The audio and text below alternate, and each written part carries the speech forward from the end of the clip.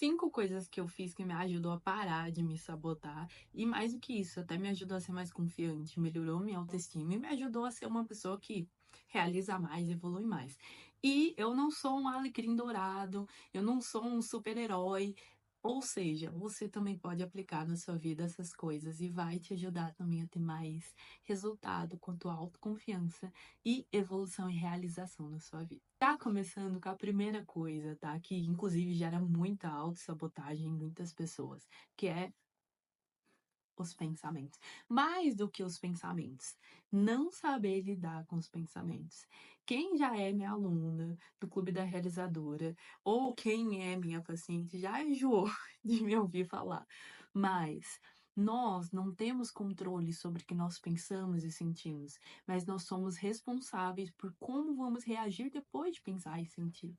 Isso significa que os pensamentos ruins, negativos, intrusivos, eles vão continuar surgindo. Eu lembro que isso surgiu em muitas áreas na minha vida, óbvio, né? Mas eu lembro que teve um momento na minha vida em que eu tava com muita baixa autoestima. Inclusive, depois tem um vídeo no canal que eu falei sobre isso, sobre um período de baixa autoestima, depois você vai pra ele. Mas nesse período de baixa autoestima, além da imagem, eu lembro que eu pensava muito mal de mim. E aí eu pensava versus também surgiam pensamentos. Já vou te explicar isso. Mas surgiam muitos pensamentos do tipo, você é inferior, você não é tão boa, você é feia e coisas do tipo. E essas coisas me atrapalhavam muito nesse processo de enxergar ali minha autoconfiança, conseguir enxergar como eu realmente sou. Isso me atrapalhava. E aí, a partir do momento que eu comecei a parar de alimentar e de acreditar nesses pensamentos como verdades, isso me ajudou muito a me livrar da autossabotagem. Então, uma das coisas que eu fiz para parar de cair na autossabotagem é parar de acreditar nos pensamentos que surgem na minha cabeça como verdade absoluta. Parar de alimentar eles, parar de construir uma vida com base neles. Porque por causa desses pensamentos que surgiam, aí que tá, pensamentos eles surgem, tá? Eles vão continuar surgindo, mas eu alimentava eles, então eles meio que se tornavam os meus pensamentos. Percebe que tem uma diferença? Pensamentos eles vão surgir, mas quando a gente meio que acredita neles, meio que alimenta eles, tipo, não é isso mesmo, sabe? Meio que inconsciente, é como se eles se tornassem nossos. Aí eles podem até se tornar crenças, nossa visão sobre nós e sobre o mundo. Então, quando eu parei de alimentar eles, eu consegui dar espaço para novos pensamentos, tá? Pensamentos mais realistas, pensamentos mais verdadeiros, pensamentos mais saudáveis sobre quem eu é, sobre quem eu era, desculpa. Segundo ponto que eu parei de fazer, parar de remoer as coisas e começar a agir mais. Sabe aquelas coisas da vida que você, tipo assim, você fica pensando, meu Deus, eu tenho que fazer isso, eu deveria estar fazendo aquilo, deveria ser assim, é assim que eu deveria estar fazendo, é assim que deveria ser. Queria água, inclusive, mas não tenho mais. Voltando. Então, quando a gente fica pensando demais, planejando demais ou remoendo demais, sei lá, gerava em mim até cansaço. Eu estava esgotada sem ao menos ter agido. Sabe, tipo, eu me lembrei agora, eu não sei o nome do rapaz, mas eu lembro que ele tem uma série de vídeos no Instagram que ele faz assim, a mente ansiosa. Aí chega alguém e pergunta pra ele assim, fala pra ele assim, ó, fulano quer falar com você. Aí, tá, esse é o fato, fulano quer falar com você. Aí mostra ele, tipo, fazendo todo o percurso pra chegar até a pessoa, aí ele vai caminhando e já vai remoendo. Não, ele deve estar querendo falar disso. Ele deve estar querendo falar daquilo. Se ele falar disso, eu já vou responder isso. Não, e se ele falar daquilo, eu também já vou. Ele tá achando que é aqui. Tipo, ele começa a criar mó diálogo de acordo com o que ele pensou ali. Aí chega no fim, não era isso. Não era nada disso. Então é isso. Muitas vezes a gente cai nessa armadilha.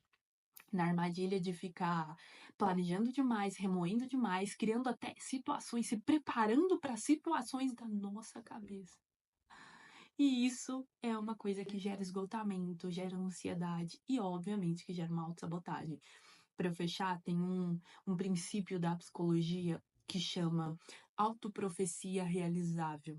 Que é basicamente tipo assim, como eu dei esse exemplo nesse vídeo.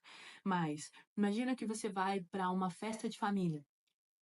E aí, na tua cabeça, você pensa assim, ai, festa de família, eu já sei que eles vão ficar me perguntando sobre a minha carreira.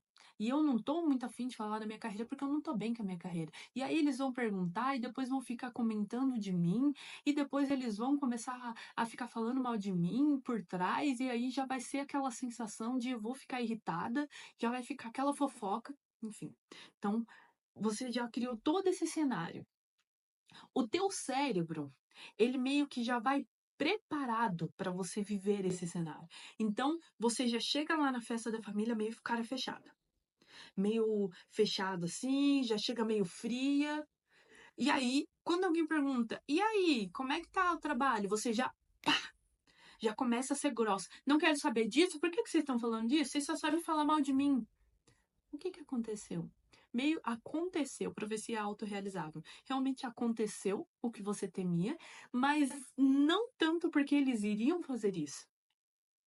Porque esses familiares iriam realmente falar mal de você. Porque a tua postura física, corporal, ela gerou isso. Então, tem muitas coisas na nossa vida que são geradas porque a gente gera nosso comportamento, nossa ação, meio que a gente cria na nossa cabeça que vai acontecer, já entra nesse modo e realmente acontece porque nós agimos assim. Não tudo, mas tem coisas que são assim. Então, para de ficar alimentando cenários, situações e agindo como se eles fossem reais. São possibilidades. Nem toda possibilidade realmente vai acontecer, tá? Terceiro ponto, parar de ficar me criticando e ou alimentando a autocrítica. Quando eu tinha baixa autoestima, dos meus vícios, posso dizer assim, era alimentar a autocrítica.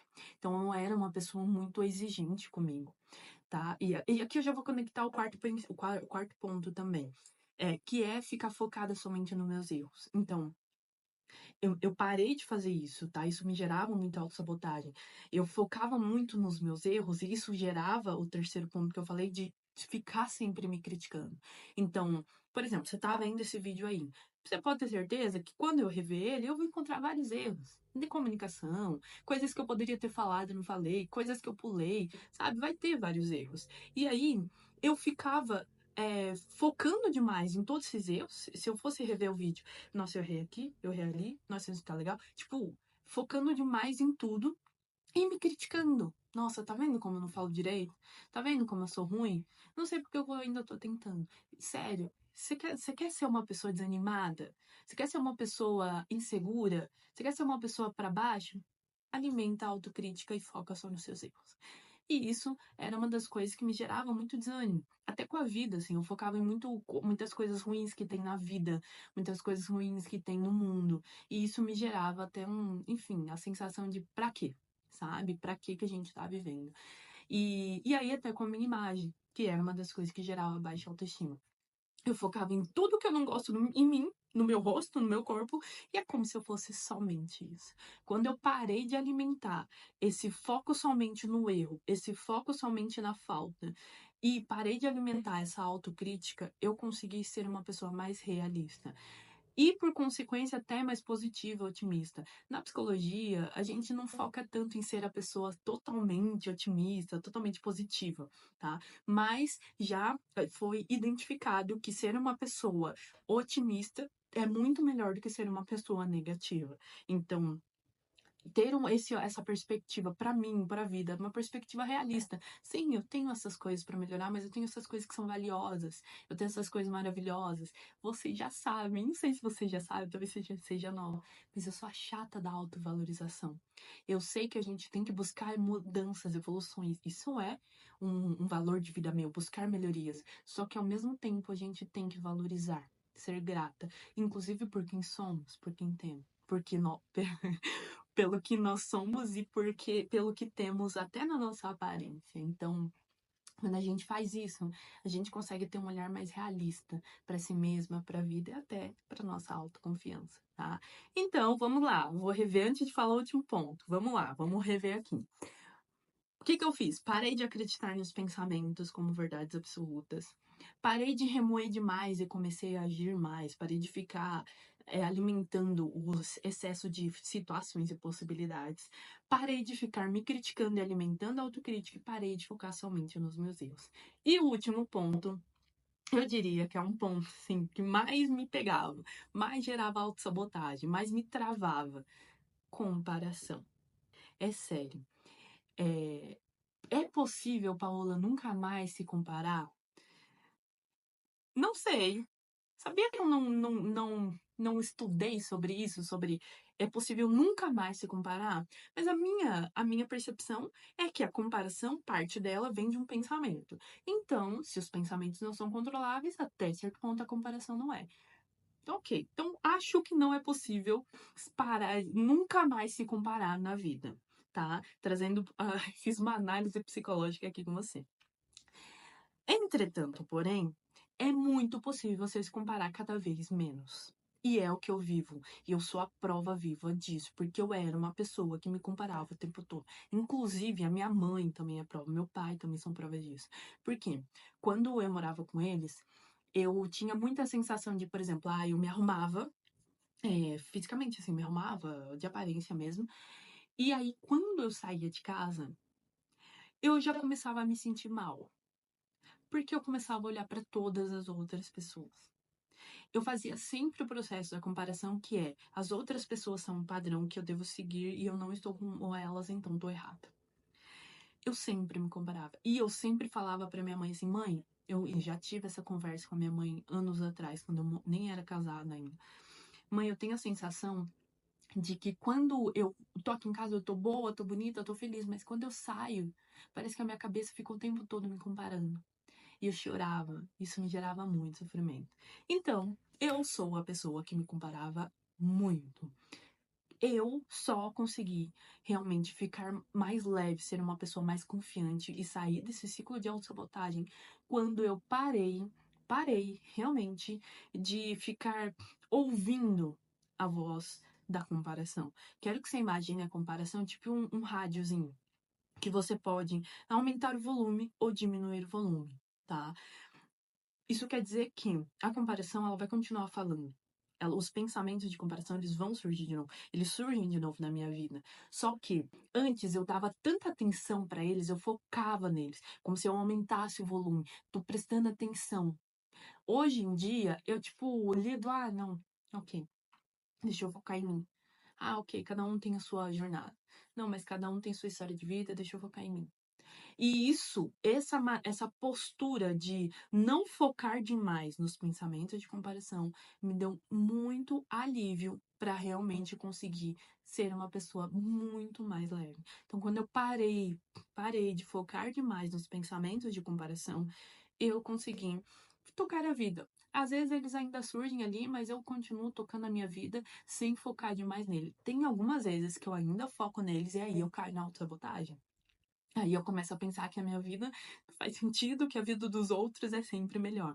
Mas quando eu consigo realmente fazer isso, quando eu pratico o que eu ensino, eu realmente consigo sair desse ciclo de autossabotagem. Então, essas são 5 coisas que eu realmente pratiquei na minha vida. Isso me ajudou, isso eu ensino para as mulheres que eu atendo. Eu não sei se você sabe, mas eu sou psicóloga e eu tô sempre atendendo mulheres que querem ser mais autoconfiantes, mais realizadoras para evoluir cada vez mais. Inclusive, se você é uma mulher dessas, já se inscreve para você não perder nenhum vídeo e até curte para esse vídeo chegar a mais pessoas. Então, fez sentido para você? Você já cometeu algum desses erros, alguma coisa dessa gera autossabotagem?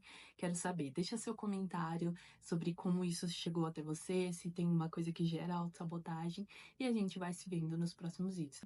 Um beijo.